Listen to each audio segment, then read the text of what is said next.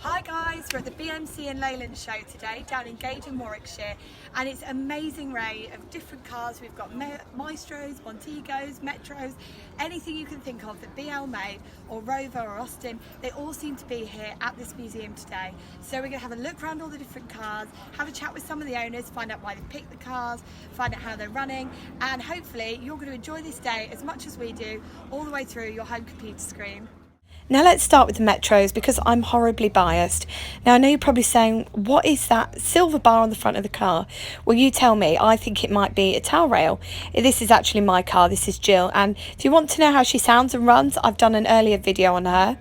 Now as we have a look around the Metros, you'll probably notice not all of them look like Jill, and that's because Metros were made from 1980 all the way through to 1998. And this little turquoise car here, I believe would be a Rover 100 or a Rover 114, and incidentally, this is what I started off with. They're a nice car to drive. They're a K series, quite nippy for around town. But again, just like the earlier Metros, they are dying out. They're becoming a very rare breed. You don't see them everywhere. So it's really special today, actually, to see so many different Metros here. And it's also great for the video because we've got lots of different things here. This is Connor's MG Metro, a lovely shade of red. And I think, you know, this is a really nice car. And with I think Connor's only about 17. I mean, what a car to have at only 17. So some of the cars here today, as you'll see in the video, are in absolute cracking condition, and I think it really flies in the face of people that say that BL cars look a bit rubbish or they look a bit tired. I mean, as we look around these Metros, you can't help but fall in love with them. You know, there's some great colours. You've got silver, you've got yellow, you've got beige, obviously my favourite colour. This is another MG. I mean, look at the styling on that. The MGs were a little bit sportier, and don't just take it from me that these are great cars. They won the What Car Award in both 1983 as MG, so this should MG, and later on in 1991 as Rover. And you know, they've got a bit of a tag as a granny car, and people tend to think of them as a bit of, of a pensioner mobile. But trust me on this one, these cars are absolutely smashing. And I can't wait to show you some of the other BL cars here, because honestly, there is just one incredible car after another. So I've had to be quite selective of what I've shown, and hopefully you're going to love some of these cars just as much as I do. I was so excited when I saw this Allegro because, as geeky as it sounds, it had matching seats to my Metro Jill, and I was very excited to have a look at it. And we're going to have a catch up with the owner in a second, but I thought I'd tell you a little bit about the Austin Allegro before we had a chat with the lovely lady owner, which is nice to see because I love seeing women owners at classic car shows. And yeah, so the Austin Allegro was designed as a replacement for the 1100 and the 1300, and it was made between 1973 and 1982. And people always run these Allegros down, and I think it's completely unjustified. I mean, I'm looking forward to showing you guys a test drive in the next few weeks of an Allegro, because really they don't deserve the rap that they got, and I think that they're very special little cars. And can you believe there are less than 200 left on the road today? What an injustice. Hello, I'm Teresa Vincent, and this is my Austin Allegro 1.3 HLS. It's a 1981 model, and yeah, there she is. Okay, I've bought my Austin Allegro in 1994. You're probably wondering why I picked an Allegro. Really, I grew up with them from a very early age. My dad had one, I learnt to drive in it. So all I wanted then was an Allegro when I passed my test. So, and this is the one I bought all those years ago. So now she's just used for the shows like today. Before we move on to have a look at some of the other cars, again, I'm a little bit biased and I wanted to show you some more of the Allegros because I do like the old British Leyland underdog, and included in that is the Allegro. And can you believe they made over 642,000 Allegros, and yet there are less than 200 today? It doesn't feel right, and so I thought I'd give a little bit of a special spotlight to these cars, because keeping a car like this on the road is so very difficult, because parts availability is so difficult, and things can be so very hard to find. It can take ages, even things like window winders or door handles or bits of trim. So good on every single owner who's managed to make their Allegro look amazing, because all the Allegros here today look absolutely beautiful. And a big shout out to the Owners Club as well, because Owners Clubs are so important in keeping cars on the road. And I did a bit of digging and found out the Allegro Owners Club has been in existence since 1990, and they're a great support for owners to find bits they need and get advice and stuff like that. And you know, I always talk about Owners Clubs and talk about how important they are. And now we've looked at the Allegros, let's look at a few of the other cars on display. If, like me, you've watched Rita, Sue and Bob 2, you'll know exactly what this car is. And for those of you who haven't, it is a Rover SD1 in the most alluring shade of gold that I have ever seen. And it feels like such an appropriate colour for such a spectacular car. I mean, look at the finish on it. Look at all the extra details. This is a car that screams luxury. And so it's hardly surprising it was aimed at that executive, business, well-to-do customer who had money to splash around and to really turn heads. Now, this is a really beautiful example, and I wanted to know a little bit more. So I caught up with the owner Tim and asked him what's so special about this car, which was named 1977's European Car of the Year. Hello, my name is Tim Spencer-Leach and this is my 1979 Rover SD1 V8S. She turned 40 years old yesterday. I've had it since the 2nd of August 1997. I bought it when my grandfather sadly passed away and left me a bit of money. My friend Jimmy used to bang on about how wonderful they were, and I wanted to make him a bit jealous, so I saw this for sale in the Auto Trader. You know, when you used to look through and get dirty fingers. I still got the cutout for it, and I went to look at it at a local classic car dealer stroke normal car dealer in Loughborough, and I took one look at it and it was mine. My parents were against it and all my mates thought I was mad, buying a great big gas guzzler that was going to rot and fall apart, but 22 years later, as you can see, it's still here. They've come and gone, but the car's still here. So yeah, it's unrestored in as such as that it's mechanically untouched. It has had a respray which was done 15 years ago. Maintenance wise, all I've had to do is change things like clutch plates, alternator, water pump, mainly for wear and tear. But the car itself is pretty much unrestored. It has paintwork, of course, because if you look round it, they didn't paint them this good when they were new. But the interior itself is untouched. Mechanically it's as it was. It's extremely rare because they only made them for about 12 months. They made the V8S, which was the top of the range, sat above the standard 3.5 litre. They made it for about 12 months. It has such things as air conditioning, which of course doesn't work. Sunroof. It has the, as you can see, the beautiful brown velour interior. There we go. Radio cassette player, which kind of works. Headlamp wash wipe, which does work. It also has the gold wheels. Now, they are factory. I don't like them, but they are factory. There you can see. Also, it has electric windows all around, central locking and power steering. It's a 3.5 litre V8 manual with twin SU carburetors, as it came from the factory. The engine has never been apart. The cylinder heads have never been off. It's done 86,000 miles. As you can see, it's all clean and tidy. Would you believe it does 32 miles to the gallon on the road? Classic car insurance, next to nothing, and it's now tax and MOT exempt as of next year because it's turned 40 years old, and I would never sell it. I paid £975 for it. It's now agreed value for £10,000. Would you like to hear the engine run? It's got a stainless steel Rimmer Sports exhaust. That's the only thing that isn't standard on the car. So here we go.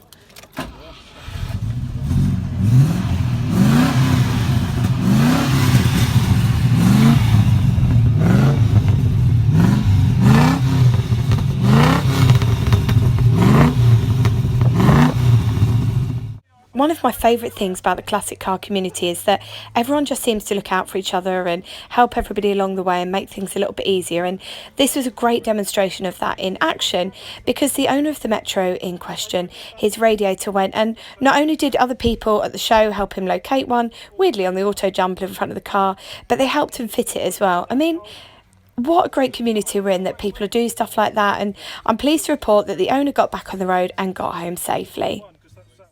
For those of you who watch my channel on the regular, you know that I recently became converted to the world of the Austin Rover Montego. Oh my God, I absolutely love them. They are so much fun to drive. They're so comfortable, and I can absolutely see why people have picked them and brought them to the show. And I imagine their drive here was very, very comfortable, because these are really nice cars to drive, and I'm surprised that there aren't more on the road actually, because they are comfortable, they are roomy, you know, you can use them for 1,000 different jobs, and you know, they're great. And we've also got a lot of Maestros here as well, and it's nice to see cars like this coming to shows, because you know, of both the Montego and the Maestro, there's less than 200 of these cars a piece on the road today. And again, it's a massive injustice, because these cars won so many awards, they were so highly regarded, and it is a real, you know, it's a real shame that they're not on the road now. And for those of you that like something a little bit sportier but also quite practical, this is an MG Maestro. And this could be the one that lives near me actually in Huddersfield. I'm not entirely sure, but this is in beautiful condition, as is the one that lives near me. And it's great. It's, you know, you look at the paintwork on these cars, and people have really, you know, the maintenance must be insane, because these cars look as fresh as the day they rolled off the forecourt. They're shiny, they're bright, you know, you can't see any rot, you can't see any problems, and it's a real privilege to see cars here today that look like they've come straight off the forecourt. Now, you've probably spotted, we're going to have a look at a Montego hearse now. Now, this is a little bit different. This isn't something I've seen before, but if you're a British Leyland fanatic to die, this is probably the best way for you to get to your funeral, because, well, look at it. It's absolutely brilliant. And you know, the owners really thought about the attention to detail, because there's a coffin in the back. Can you believe that? Anyway, I thought I'd catch up and have a look at another special car, which was a police Maestro. One of the things I absolutely love about this show is you do get to see special versions of certain cars, and today we are very lucky because we're having a look at a police Maestro. Now, I wanted to talk to you a little bit about the Maestro as we have a look around this. This was actually in use by a police force, by the way. And the Austin Maestro, they were made between 1982 and 1994. And can you believe that despite there being the MG, the Vardon Plat, you could have got so many different colours and options and things like that for these cars. There are less than 200 left.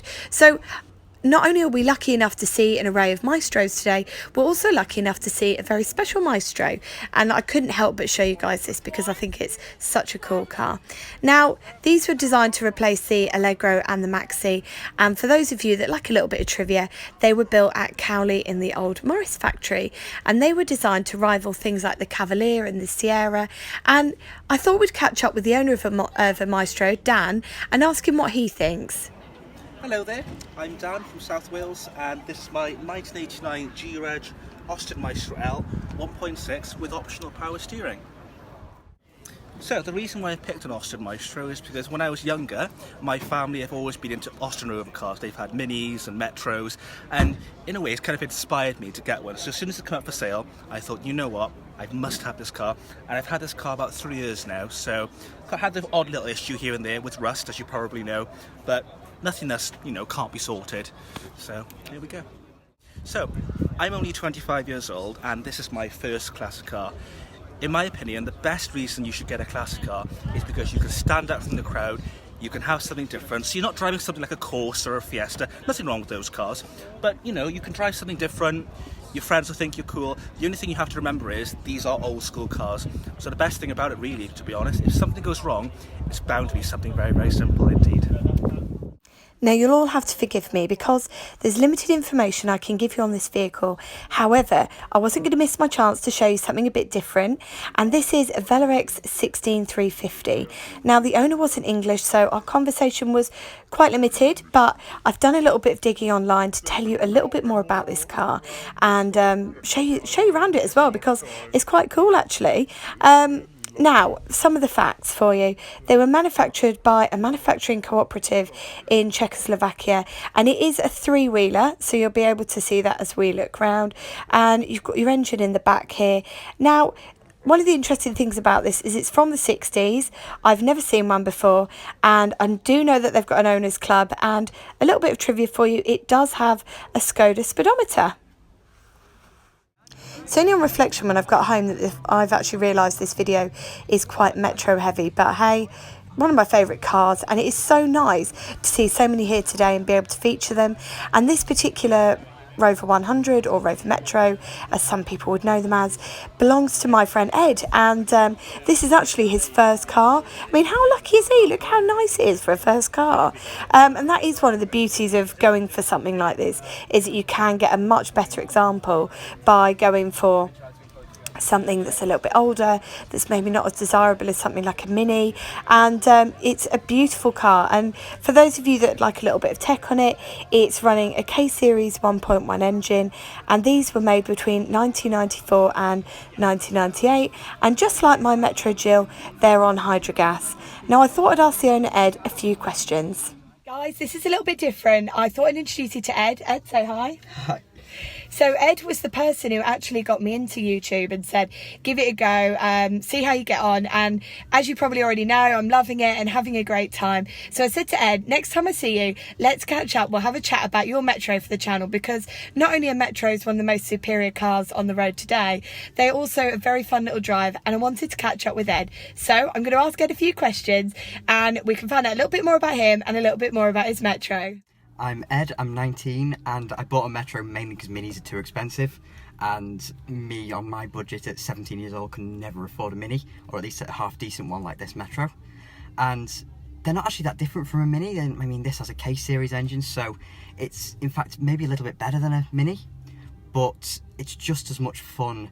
And there aren't actually that many on the roads compared to Minis, and Minis are much more accepted in the car community, so Metros are a little bit more left of field than a Mini, and so I quite like that kind of thing, and this has just been the most fun car to drive in the world. I would recommend a Metro to people who are looking for a classic car, or a car that's a little bit fun and a little bit different to everything else on the road, because they're really cheap to get into, you know, from £800 for a really nice one, and so there's not a lot that goes wrong on these cars, and they're really easy to work on, and the parts are generally quite easy to find, so there's nothing that you should look to avoid about a Metro. They're better than most of the classic cars of the era, because they're starting to become much more expensive now, and Metros are still rather cheap. If you're looking at this car and thinking, that looks really American, you wouldn't be too far wrong. So for those of you who haven't seen one of these before, and until early this year I hadn't either, this is an Austin Nash Metropolitan. Now, if you're wondering who Nash are, they are an American car manufacturer who were based in Wisconsin, which is in North America, and basically America was on a totally different wavelength to us. They were looking to create so I mean, look, in the 50s, you know, a lot of our families didn't have cars, whereas in America, because, you know, they're a lot more reliant on cars, a lot of families already had one. So Nash wanted to tap into this market of a second family car, go for something smaller, but they didn't have the experience of making these smaller cars. So they went to people that they thought were experts. They went over to Austin and said, right, this is what we're looking to do. What do you think? And that is how the Austin Nash Metropolitan was born. And to me, these are one of the most attractive cars here today. I think they look absolutely incredible. As you know, I've been taking out a lot of Triumphs for reviews and stuff, and I never really thought I was a big fan of Triumph, but I've really changed my mind over the last few months, and I've always loved the styling of these Triumph 2000s, and in particular I like this one because it looks like it's been well loved. So for those of you who like a little bit of fact, the Triumph 2000 was made between 1963 and 1977, and it's got a 2-litre engine so it can shift, and it was designed by Michelotti. And I've talked about Michelotti before and said I absolutely love his stylings and his design. I mean, he's the guy that did the Herald, the Spitfire, the Stag, and can you believe there's only 700 of these beautiful cars left? It seems insane. I couldn't believe how many TR7s and TR6s were here. But I mean, they'd had a little camping day before, and it seems like a really supportive club. There seem to be loads of them here, which is great news because it is those supportive clubs and supportive networks that do help keep these cars going. And you may have seen that green car before. I did a review on it, and it was a lovely car to drive. So if you haven't watched the review before and you want to know what a TR7's like, definitely check it out because it was a great example, and I learned so much about the cars while I was there. So I thought I'd tell you a quick few facts about TR6s, TR7s, as we have a quick blast through their little collection. The TR6 was made between 1968 and 1976, and it was the best seller in the TR range at the time of production, but it was actually surpassed by the gorgeous TR7. Now, whilst they made just over 83,000 TR6, only 8,500 were actually sold in the UK. The rest were actually exported to different places like America. And it's got a full-speed manual full synchromesh box, which is handy. PS, I absolutely love this car. If it's your car and you're watching, hats off to you because I think it looks amazing.